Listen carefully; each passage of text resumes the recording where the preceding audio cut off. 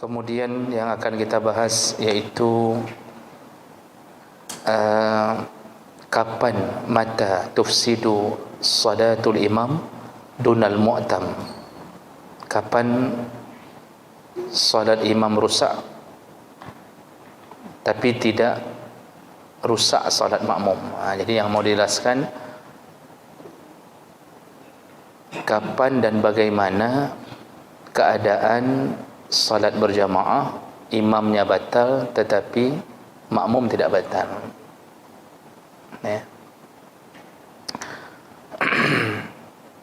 Ini langsung diberi contoh. Ya.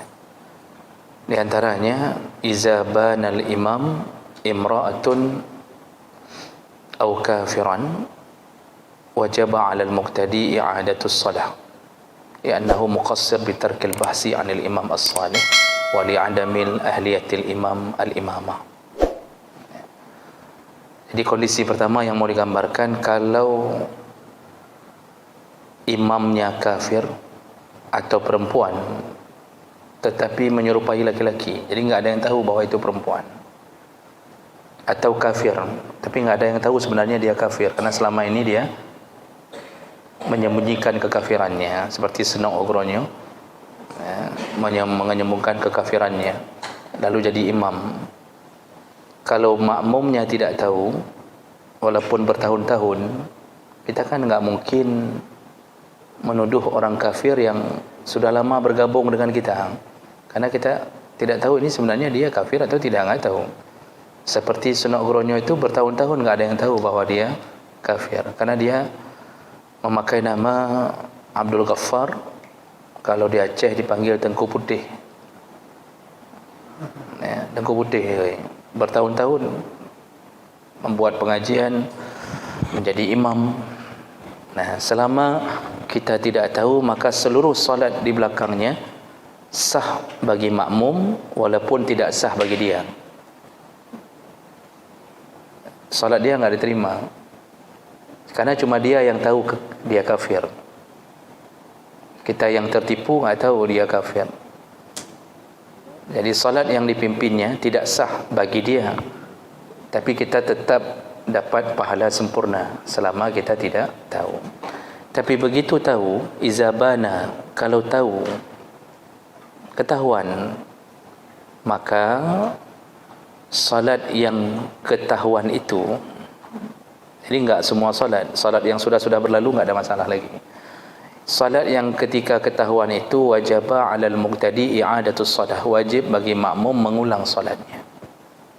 Nah, misal tadi salat zuhur baru selesai bersama imam itu, lalu ketahuan ternyata dia kafir, maka salat yang masih dalam waktunya itu wajib diulang oleh si makmum, ya.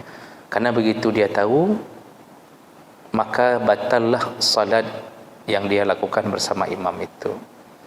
Nah,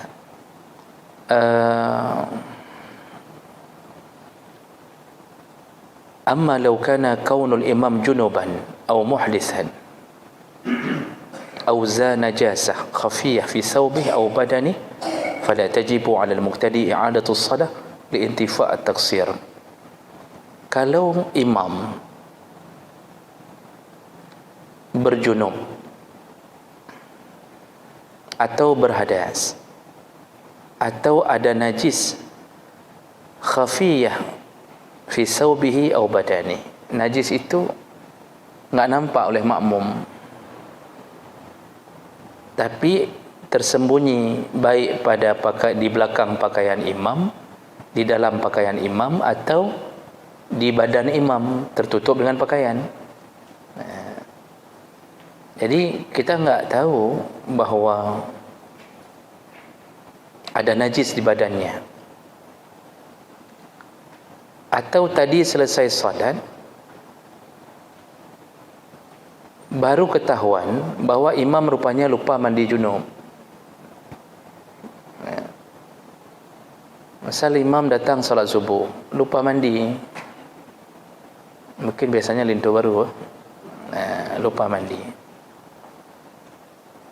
Habis salat, sudah selesai salam, bana, ketahuan.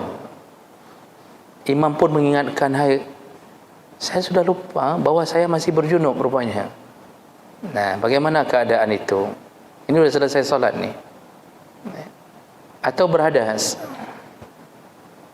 Imam kentut, tapi enggak terdengar apapun. Cuma imam yang tahu. Di saat seperti itu, sudah selesai salat, fala tajibu 'ala al-muqtadi i'adatus salah. Tidak wajib bagi makmum mengulang salat. Jadi yang wajib ulang salat siapa? Hanya si imam. Jadi perkara-perkara seperti ini, imam berjunub, kita enggak tahu.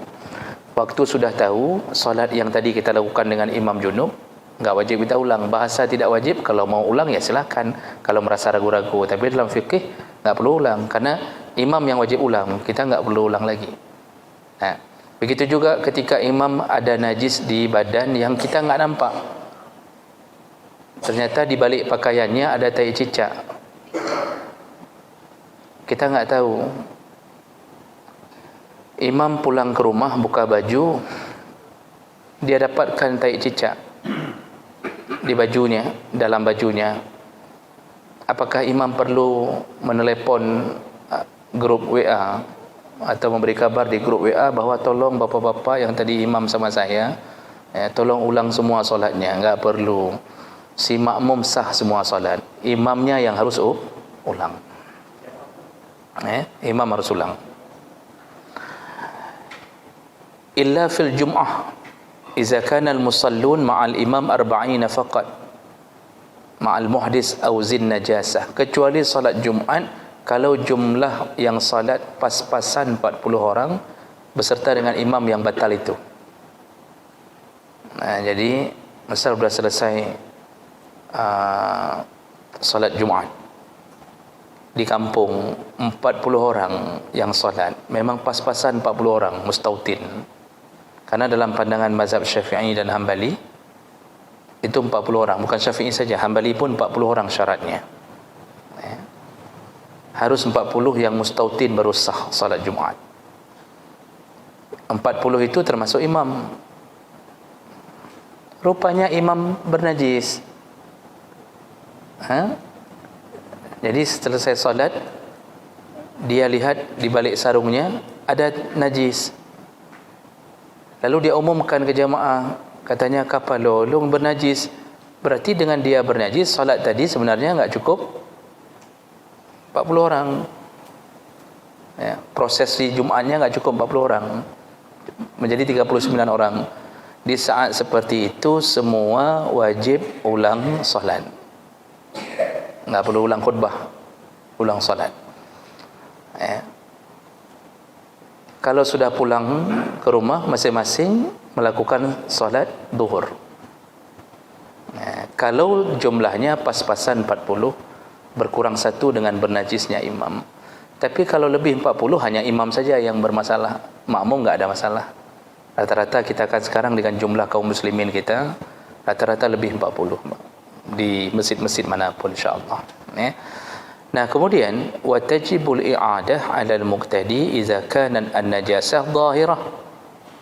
Berbeda kasus kalau kita mengetahui imam bernajis. Jadi makmumnya tahu imam bernajis. Kalau tadi ceritanya makmum enggak tahu, sampai selesai solat makmum enggak tahu bernajisnya imam. Sekarang makmum dari tengah solat sudah tahu di kaki imam ada najis. Jadi ketika imam duduk, telapak kaki tegak, nampak najisnya.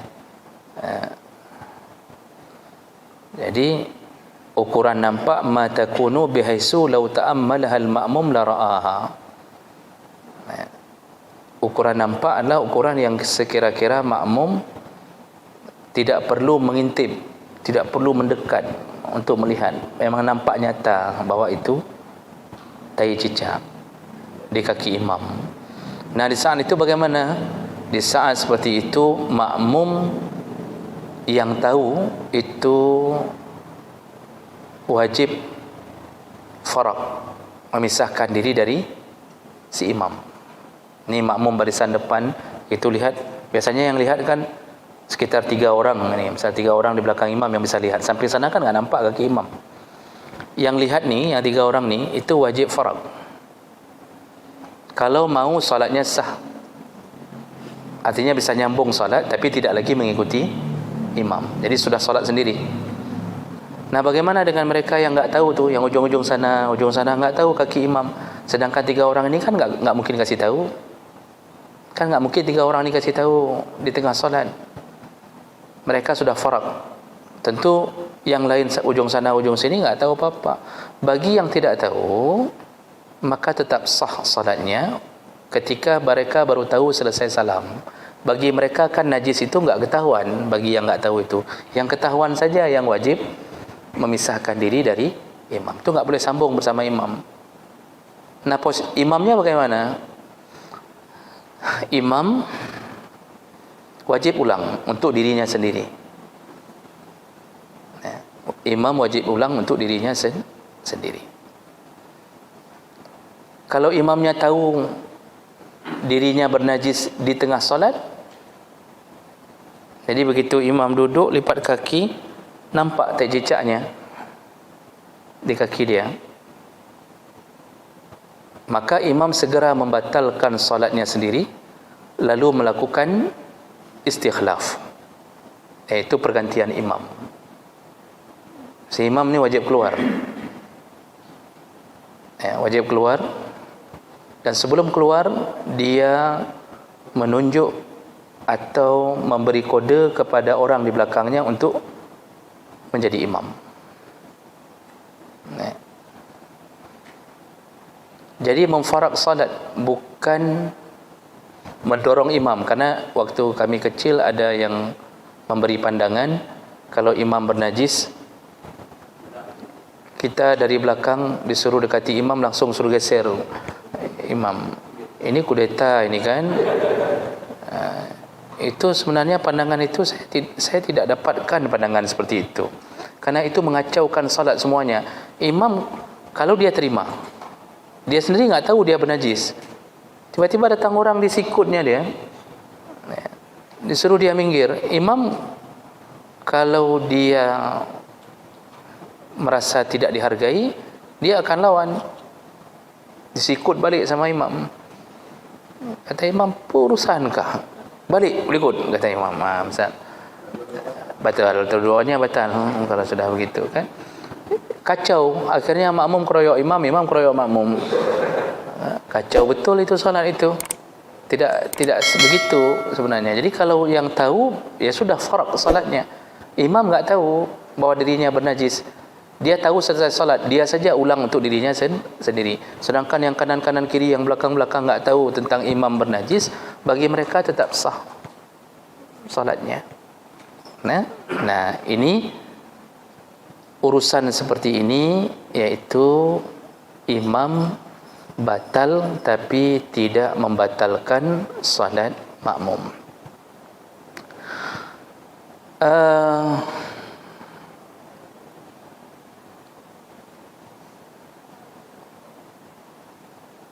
Dan ada kondisi yang menjadi khilaf di antara para ulama. Jadi tadi itu bicara tentang kalau imam bernajis tapi makmumnya enggak tahu bahwa imamnya bernajis. Tadi itu jawabannya seperti itu. Ya. Nah, sekarang bagaimana? Amma law shallal imam bin nas wa huwa junubun aw muhdis wa alima bizalika al ma'mumun ba'da as-salah. Jadi khilaf sedikit di antara para ulama mujtahid, iaitu ulama 4 mazhab, kalau makmum mengetahui bahwa imamnya berjunub atau berhadas selesai solat. Jadi ketahuannya selesai solat seperti saya sebutkan tadi. Jadi kalau menurut mazhab Malik, solat makmum batal kalau mereka sudah tahu tapi tetap ikut imam. Itu menurut mazhab Malik. Kalau menurut mazhab Syafi'i dan Hambali, salat makmum sahihah, tidak batal. Seperti kita sebutkan tadi, sudah selesai salat, ketahuan bahawa imamnya ternyata berjunub, maka salat makmum tidak batal, kecuali pada salat Jumaat tadi yang hanya pas-pasan 40. Itu menurut mazhab Syafi'i dan Hambali. Nah, jadi tidak mengapa seandainya ketahuannya selesai salat. Baik. Berikutnya, permasalahan berikutnya, ma yahmiluhul imam 'anil ma'mum. Apa yang imam bisa tanggung dari makmum? Jadi perbuatan makmum yang ditanggung imam apa saja?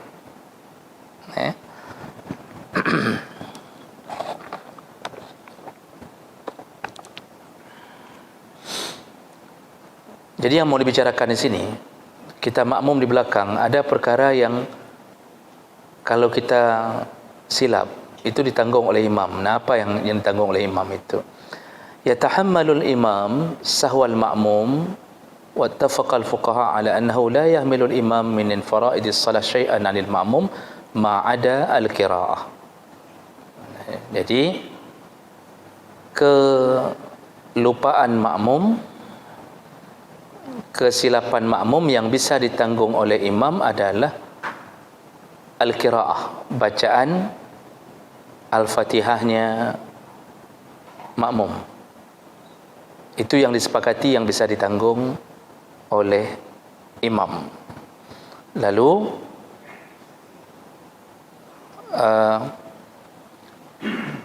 nanti terjadi perbedaan pendapat ukuran yang ditanggung oleh imam itu bagaimana.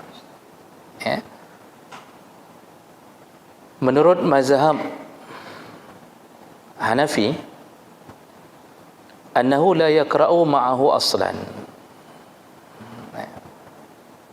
Makmum, karena Al-Fatihahnya ditanggung oleh imam, makmum enggak perlu baca apa-apa, enggak perlu baca Al-Fatihah. Itu menurut mazhab Hanafi. Diingat Bapak Ibu, menurut mazhab Hanafi, makmum enggak perlu baca Al-Fatihah, karena Al-Fatihah makmum telah ditanggung oleh imam.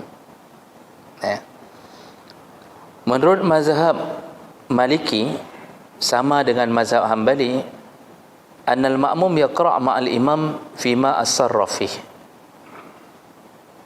Kalau imamnya salat pada salat sir, salat sir itu salat yang tidak bersuara, duhur, asar, kan imamnya kan enggak baca Al-Fatihah besar-besar. Dalam kondisi salat sir, maka makmum wajib baca Al-Fatihah.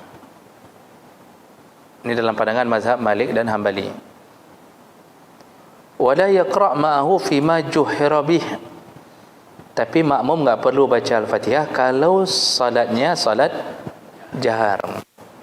Maghrib, Isya, subuh, imamnya baca Al-Fatihah terdengar oleh makmum, maka makmum enggak perlu baca Al-Fatihah.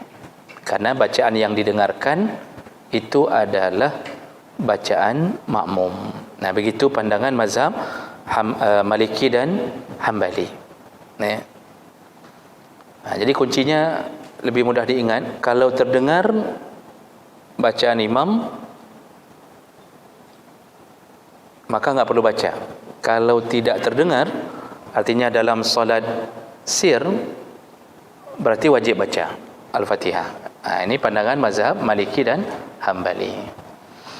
Sedangkan mazhab Syafi'i itu menyebutkan annahu yaqra' fima asarra ummul kitab al-Fatihah wa ghairiha wa fima jahra ummul kitab faqat. Mazhab Syafi'i mengatakan bahawa wajib baca Al-Fatihah baik dalam salat sir maupun salat jahar. Jadi ini ketegasan dalam mazhab Syafi'i menyebutkan kalau imam membaca Al-Fatihah dalam salat jahar, maghrib, isya, subuh, makmum setelah imam selesai baca Al-Fatihah, makmum tetap wajib baca. Makanya kan antara Al-Fatihah dengan bacaan surat dalam mazhab Syafi'i itu disuruh jeda sebentar imam. Giudeng tian, jangan langsung tarik ayat, karena makmum di saat itu mulai membaca Al-Fatihah. Baik dalam solat sir maupun dalam solat jahar. Jadi 5 waktu itu bagi makmum tetap wajib baca Al-Fatihah. Ada yang bertanya begini, kalau kita ikut mazhab Syafi'i, kita baca Al-Fatihah di belakang imam, belum habis Al-Fatihah kita, misal baru Alhamdulillahirabbil alamin arrahmanir rahim maliki yaumiddin, begitu baru maliki yaumiddin imam sudah baca ayat, otomatis si makmum enggak bisa konsen ke ayat imam karena dia harus menyelesaikan dulu Al-Fatihahnya. Jadi ada yang tanya, misal itu kan berarti kita enggak bisa dengar lagi bacaan imam, begitu. Berarti kan ada kekurangan kalau kita enggak bisa dengar bacaan imam. Nah, ini perlu dijernihkan lebih dahulu. Kita itu yang diwajibkan mendengar adalah bacaan Al-Fatihah imam. Jadi Fatihahnya yang wajib untuk menjadi keabsahan salat. Sedangkan bacaan surat itu sunnah, bukan lagi menjadi bacaan wajib. Jadi kita di makmum kalau ikut mazhab Syafi'i, habiskan saja Al-Fatihah dengan tenang. Baru kita bisa konsen waktu imam sudah setengah surat dari bacaan yang dia pilih.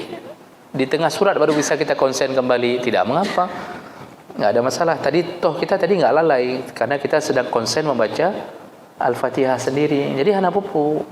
Karena ada sebagian orang ragu-ragu kan, begitu dia sedang baca Al-Fatihah, imam sudah mulai baca surat, lalu dia tinggalkan Al-Fatihahnya, dia dengarkan bacaan imam. Malah dalam mazhab Syafi'i itu batal salat bagi makmum.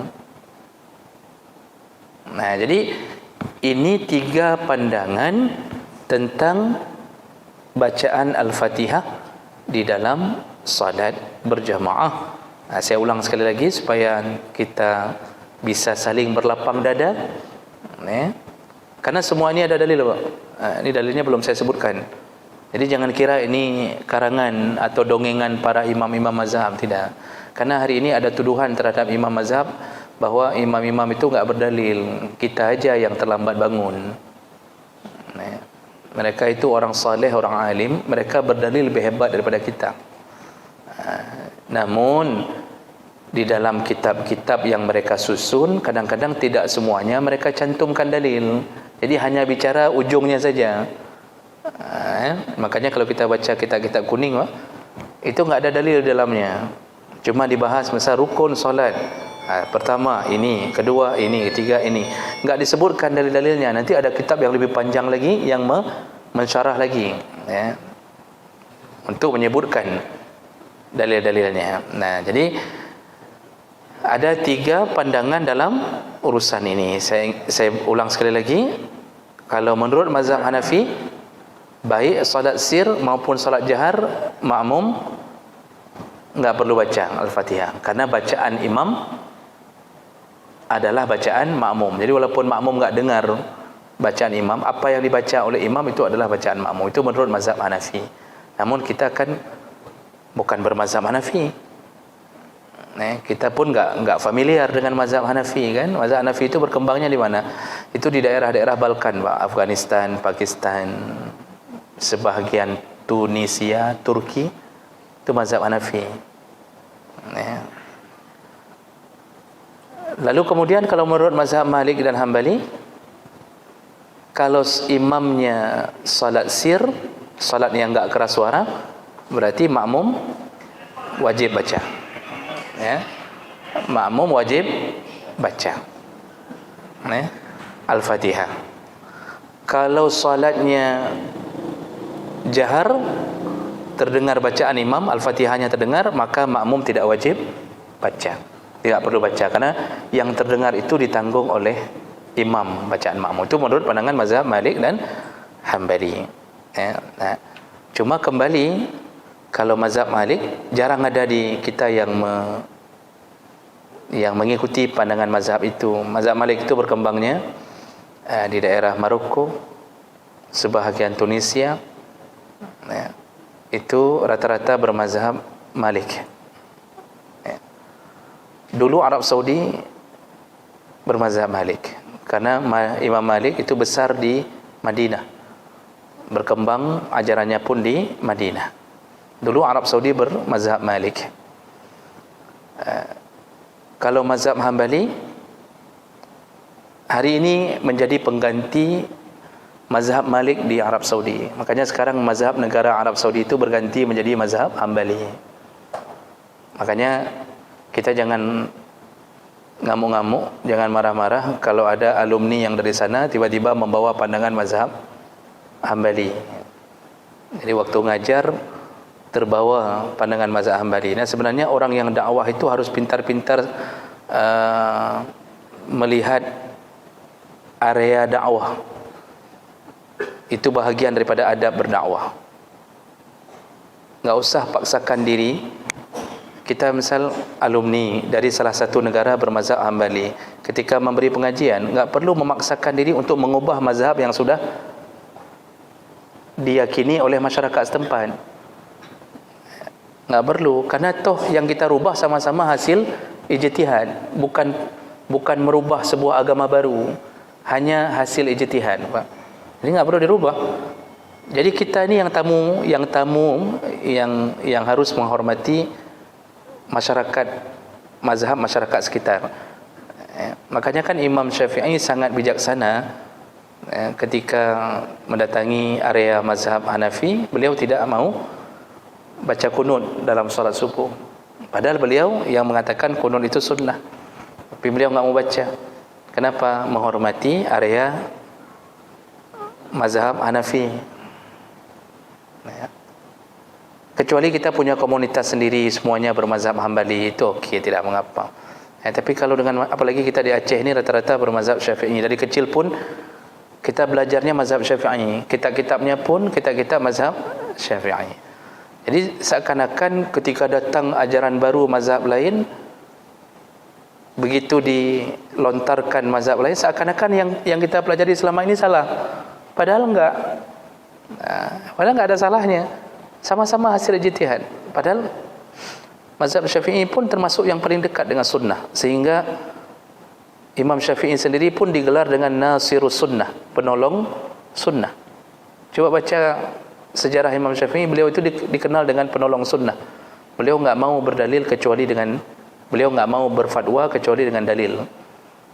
Nah, jadi itu pandangan yang kedua. Nah, pandangan ketiga yang terbiasa dalam mazhab kita adalah makmum tetap wajib baca Al-Fatihah, baik salat sir maupun salat jahar. Jadi makmumnya tetap baca. Dan ini Pak, kenapa terjadi perbedaan pandangan? Karena ada beberapa hadis yang berbeda maksud, makanya terjadilah perbedaan pandangan. Di antaranya hadis yang pertama, Rasulullah mengatakan la salata liman lam yaqra bi Fatihatil Kitab. Tidak sah salat kecuali yang membaca Al-Fatihah. Ini dipegang oleh mazhab Syafi'i. Hadis ini dipegang baik salat makmum maupun salat imam tidak sah kecuali membaca Al-Fatihah. Nah, ini hadis yang dipegang. Kemudian hadis berikutnya dari Abi Hurairah radhiyallahu anhu, anna Rasulullah sallallahu alaihi wasallam insarafa min salati jahr fiha bil qiraah faqala hal qara'a ma'i minkum ahadun hanifa faqala rajulun na'am ana ya Rasulullah faqala Rasulullah inni aqulu ma li unazi al-Quran fantaha an-nas 'anil qiraah fima jahara fiha Rasulullah. Nah, ini dari hadis Abu Hurairah, Rasulullah pernah ketika sedang salat jahar ada yang mengulang Al-Fatihah di belakangnya. Terdengar suara orang mengulang Al-Fatihah setelah Rasulullah selesai salat jahar. Jadi salat jahar itu kan dibaca Al-Fatihah oleh Rasulullah dengan keras. terdengar ada yang mengulang Al-Fatihah dalam solat. Faqal, Rasulullah berkata, tadi setelah aku membaca Al-Fatihah, ada yang mengulang. Siapa yang mengulang tadi? Mengulang Al-Fatihah tadi. Faqala rajulun, lalu ada seorang yang mengatakan, "Na'am ya Rasulullah, aku tadi yang mengulang Al-Fatihah Rasulullah." Faqala Rasulullah, aku lu ma li unazi Al-Quran. Ya. Aku membaca sesuatu yang tidak menyelisihi Al-Quran. Maka sejak saat itu orang-orang berhenti dari membaca Al-Fatihah kalau Rasulullah menjaharkan Al-Fatihahnya. Nah, ini pegangan mazhab Malik dan Hambali. Jadi kalau dalam salat jahar enggak usah ulang, cukup dengarkan bacaan imam. Kalau dalam salat sir ulang karena enggak terdengar bacaan imam. Nah, ini pegangan bagi pandangan mazhab Malik dan Hambali. Nah, kemudian hadis yang ketiga, hadis yang dari Jabir yang berbunyi, "Man kana lahu imam," Rasulullah berkata, barang siapa yang dipimpin oleh seorang imam, fa qira'atuhu lahu qira'ah, maka bacaan imam adalah bacaan makmum. Ini hadis yang dipegang oleh mazhab Hanafi yang mengatakan enggak perlu baca Al-Fatihah sama sekali. Cukup bacaan imam adalah bacaan makmum. Begitu pandangan tentang seputar apa yang ditanggung oleh imam. Selain daripada itu, tidak ada yang ditanggung oleh imam. Jadi jangan mengira sujud kita enggak perlu sujud karena imam sudah nanggung sujud. Kita enggak perlu rukuk karena imam sudah rukuk, enggak ada. Makanya orang masbuk begitu datang itu enggak perlu baca lagi Al-Fatihah. Begitu datang, imam sudah di ujung ayat, sudah lam yalid wa lam yulad wa lam yakul lahu kufuwan ahad, pas masbuk datang takbir, itu enggak perlu baca Al-Fatihah. Itu sepakat, enggak perlu baca Al-Fatihah. Jadi langsung rukuk. Habis takbiratul ihram, takbir sekali lagi untuk rukuk. Tapi tadi kita enggak ada Al-Fatihahnya, ditanggung oleh imam. Di situ. Jadi kerja imam itu nanggung-nanggung orang masbuk. Makanya orang masbuk itu harus banyak-banyak terima kasih sama imam. Sekali-sekali coba traktirlah imam. Ini orang masbuk kurang perasaannya, udah masbuk dia aja masbuk, dia aja masbuk. Seharusnya dia terima kasih sama imam. Terima kasih Pak Imam sudah tanggung bacaan Fatihah kami. Kalau enggak ada Pak Imam, tak bagaimana nasib kami nanti di akhirat. Jadi itu disepakati. Jadi enggak perlu, sedikit pun enggak perlu baca Al-Fatihah. Tapi saya enggak enak Ustaz, sedikitlah, bolehlah sedikit sampai Maliki Yaumid. Enggak perlu. Malah kalau enggak dapat rukuk bersama imam, enggak dapat rakaat itu. Misal kita baca sedikit, kita baca sedikit, imam tadi takbir, Allahu Akbar, rukuk. Kita karena enggak enak perasaan, kita baca sedikit, Alhamdulillahirabbil alamin, Ar-Rahmanir Rahim. Begitu Ar-Rahmanir Rahim, imam bangkit dari rukuk, kita turun, enggak dapat lagi rukuk bersama imam, enggak dapat rakaat itu.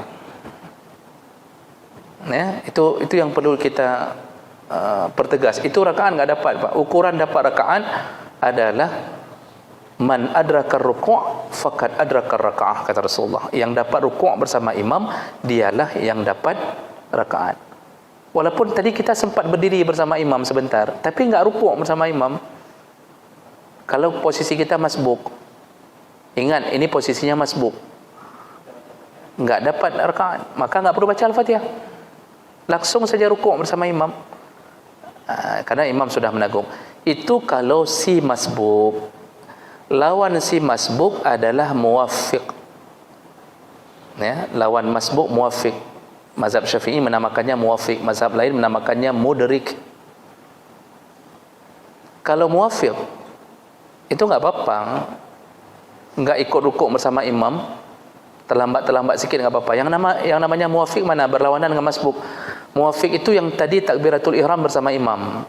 Karena si makmum memang model bacaan lambat, dia memang tipenya begitu, enggak bisa baca cepat, lambat bacaannya. Memang lahirnya aja terlambat.